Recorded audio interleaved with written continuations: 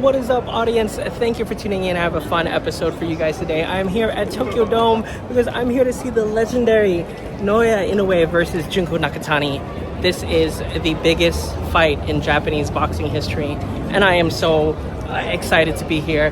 This is my gate 20. So let's go ahead and let's get in line and let's go inside. I have some clips of like the souvenir shop and stuff like that I'll be playing for you guys here shortly. But for now, let's make our way indoors. Oh my gosh, I'm so excited. So for the uninitiated, this is the biggest fight in Japanese boxing history. The number one versus the number one. And it's like, how else can I put it? Okay, in basketball terms, imagine if Kobe Bryant or Michael Jordan went up to LeBron James and said, 1v1 me, bro, in Madison Square Garden. That's what this fight is like. So here you can see Nakatani's official store, which is like 3 tents. And then you have the monster Inoue store, which is several. Insane.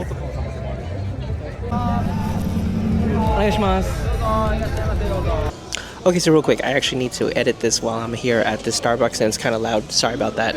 But as you can see from this clip, the freaking shop to pick up Inoue merch is insane. The most sought after items were, of course, the official Inoue versus Nakatani shirts. Like the really cool one came in black and white. I was able to get one size in white for myself, size M, and I really wanted to get one for my friend who messaged me, and he's like, yo, can you get me one of the official shirts in L? Unfortunately, they were sold out. So there were some towels that I grabbed. I grabbed several I got one for myself and for my gym coaches and some classmates. And usually I try to get dark color towels, even if there are white color towels available, because I tend to get blood on my towels from sparring. My cousin ended up finding these cool postcards that she wanted to get for one of her boxing friends. So, and I'm glad she saw them, because I was like, oh, this would make a great giveaway that I'll be giving away on this channel. So if you're interested in possibly winning one of these postcards, be sure to like, comment, and be sure to subscribe. And if you don't mind sharing the video with one of your boxing friends, that will help a lot. I'll pick a random winner from the comments for these postcards that I got, and I'll be sure to add some extras. It was finally time to check out, and I was really appreciative of this guy, because in the bottom left you can kind of see that he tells me there are several plastic bags you can choose from. They were all cool. They were all pictures of Inoue, but the coolest one was a black and gold one, and I really wanted the black and gold one. And he was like, it's random. I was like, oh dang, okay, so there's no chance I can get the black and gold one. He's like, sorry bro, it's random. I was like, all right, no worries, sure, whatever you give me, I will be happy with. And he was nice enough to go in the back and get me a black and gold one. So it's such a cool bag. I actually have it right now here in front of me. Look how cool that looks. So yeah, really happy with this bag. So yeah, I paid for my stuff and it was time to go inside.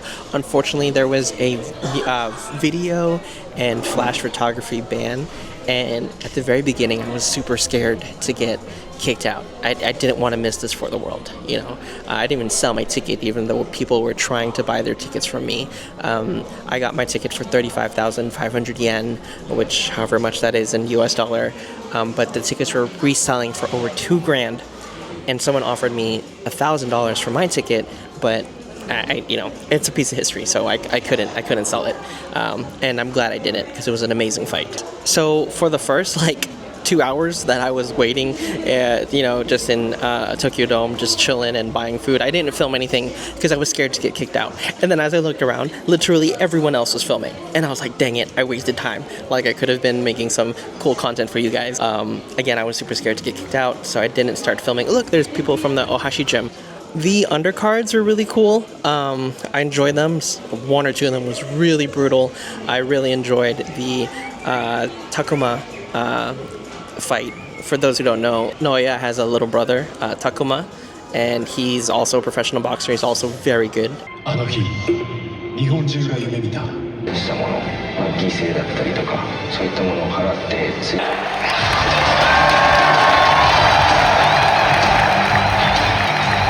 The defending champion, Naoya, the monster Inoue.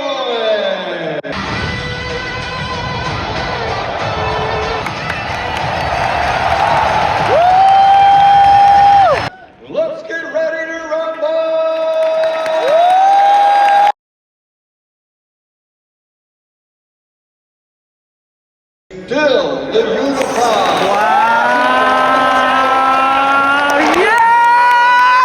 Okay, so let's talk about the fight real quick. A lot of people think maybe that this was a boring fight, that there was hardly any punches thrown, but in reality, from someone who's a student of the game myself, this was a mental chess match. You know, in those movies and those animes where like the guys are in a standoff and in their head they're imagining how the fight's gonna go. That actually happens in real life. It's not just an anime thing. It's not just a movie thing. These guys are thinking to themselves, oh, if I throw this punch, he'll probably weave, so I can throw this punch, etc., etc. The reason, my humble opinion, why INOUE won is because of what we call ring generalship. In the boxing world, we have something called ring generalship, which is how much you control the fight. INOUE was able to control the fight purely off of aura. This is literally aura. Nakatani, if you've seen any of his previous fights, he's amazing. All right, he's a long southpaw, and don't get me wrong, INOUE eats southpaws for breakfast, but Nakatani is one of the most dangerous southpaws.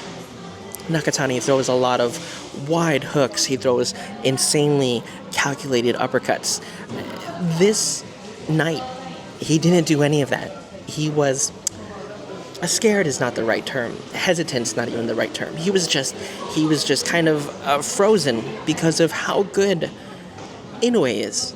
There's something about being across from a pound-for-pound fighter in the world, arguably the number one pound-for-pound fighter in the world. There's something across being that fighter that makes you not want to throw that cross that you're so good with, that makes you not want to throw that uppercut that you're so known for.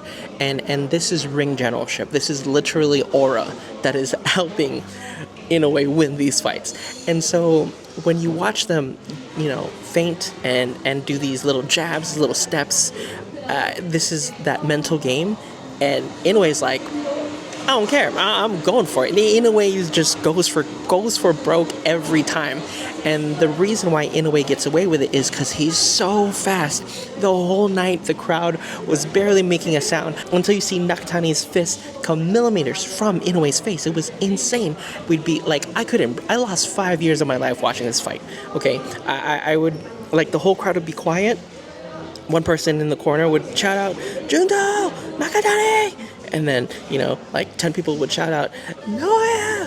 And then it'd be quiet, and then you'd see, like, a fist fly millimeters past. Like, if there was special effects, if this was an anime moment, that fist of Nakatani would be on fire, and it would barely miss INOUE, and the whole crowd would gasp. Like, 55,000 people gasping at the same time is very loud. And it was like, oh my gosh. Man, I was biting my fist because I was so scared for INOUE, because if anyone can beat INOUE, it would be Nakatani. My favorite part of the fight was, so INOUE was Ultra Instinct for most of the night, right? Except for 2 rounds. 2 rounds I gave toward Nakatani. Because, like I said, those 2 rounds where Nakatani actually went for broke and actually went for it, I was like, oh my god, INOUE's getting hit. This is not good for my boy. Like, ref, do something, So, like, but for the other rounds, he was just frozen. But anyways, what I was trying to say was, my favorite part of the fight was when INOUE was an Ultra Instinct and he gets grazed by a punch as he's weaving, and Nakatani throws a hook that almost freaking not kills him, but would have hurt a lot. Nakatani and INOUE look at each other, and Nakatani's smiling, and he's like, dude, I almost had you. He's like smiling, like, dude, I almost had you. And you can see INOUE looking back at him, and he's smiling too, and he's like, dude, almost doesn't count when you're fighting me. Almost does not count. And that's pretty much the summary of the night, I think. At least in my humble opinion, if Nakatani had let his hands go earlier in the rounds, yeah, he would have gotten knocked out, he would have gotten encountered, but that's a risk you have to take. You have to take the belts from the champ. You have to leave no doubt. As someone who's lost a title match, I know that feeling. Anyways, I hope you guys enjoyed the video. I had such a great time. Shout out to all my supporters. If you are interested in winning some of this cool swag I got from you guys, especially the postcards and stuff, and some Japanese snacks, like I said, be sure to like, comment, subscribe, and if you don't mind, share this video with a boxing fan. Oh, real quick before I bounce, while I have your attention, should we talk about this whole Casimero Inoue deal? Okay, let me keep it as short as possible. Let me preface this by saying I'm Filipino. Casimero had his opportunity to fight Inoue, and unfortunately, he missed it. Okay, he didn't accept the pay cut during COVID. Inoue accepted the pay cut and said, "I don't mind the pay cut. Let's just fight anyways." Casimero didn't accept the pay cut. It's a whole story you can Google if you don't believe me. That's fine. Look it up yourself. But those are the facts. Casimero had his opportunity, and he didn't capitalize on it. Fast forward, Inoue gets better and better and better, wins all these belts, wins all these titles, wins all these back-to-back fights. Casimero doesn't. Okay, so now anytime you see a video or a photo promoting Inoue, you'll always find several Filipinos post on Inoue's video. They'll be like, "Oh, you're scared to fight Casimero." What? He's not scared. Casimero's just not a mandatory. Like, Inoue fighting Casimero is the same as Inoue challenging me to a fight. He would get nothing out of it. There's no reason to fight me. I do not have any titles. I do not hold any belts. I am not the next mandatory fighter. I don't have any money. The world doesn't want to see it. Only the Philippines want to see it. Only delusional Filipino boxing fans want to see it. So there's literally no reason for Inoue to fight me, which is the same as no reason for Inoue to fight Casimero. It doesn't prove anything. It's actually really weird what they'll post on Inoue's page. They'll say, like, "You're a turtle," which I don't even know what that means, honestly. I think being a turtle is a great animal to be in boxing. That sounds like you have really good defense and you're really good at tucking in your chin. I don't know. I'm just being honest. That if someone called me a turtle in boxing, I'd be like, "Oh, thanks."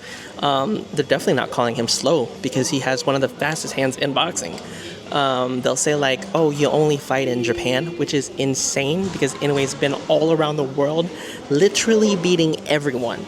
And people are like, "Oh, you only fight in Japan." Like, yeah, he makes the most money in Japan. He's also the champ. Like, you go where the champion lives or where the champion decides. That's never changed in boxing. You go where the money is. The money for Inoue is in Tokyo. If you have a valid argument as to why Casimero needs to fight Inoue, please do share it in the comments. Because, like I said, there's no money there for Inoue. There's no belts for him to earn. Casimero has no belts, has no title. He's not the next mandatory fighter. Casimero hasn't even beat the people that Inoue has beat. If you want to move up, do that. Go fight Maloney. Go fight Tapales. Go fight Neri. Go fight Fulton. Freaking fight, challenge Nakatani. Like, why? You can't go straight to the top. You know what I mean? You gotta work your way up. Boxing's always been that way. That's never changed. What I'm trying to say is, instead of commenting on Inoue's pages and his videos and his photos, calling him scared or calling him all these derogatory comments about how he won't fight Casimero, take that same energy and post it on Casimero's page, and let's inspire Casimero to become the mandatory fight. Let's ask Casimero, "Hey, Inoue fought and beat 33 people. Could you possibly fight any of those 33 people to move up in the ranking so that you now become the mandatory?" That's how we get the Casimero versus Inoue fight. Otherwise, we're not going to get it. Okay, there. I said it. That was my piece. If you want to hate on me for saying it, whatever. Argue with your mom. In my humble opinion, the last opportunity that as a Filipino we had to beat Naoya Inoue was with the Filipino Flash, Donaire. Donaire hit Inoue so hard he broke his orbital bone. Now that's something I can support. Now that was a really good fight. And that was our best chance at beating Inoue. Since then, every other country has sent their best. There is no one else for Inoue to beat. Inoue has cleaned the table. There's nothing else we can do as the rest of the world. Inoue has to move up and wait because he has no more fights. Anyways, I'm dragging. I hope you guys enjoyed the video, and I'll see you guys on the next one. Peace.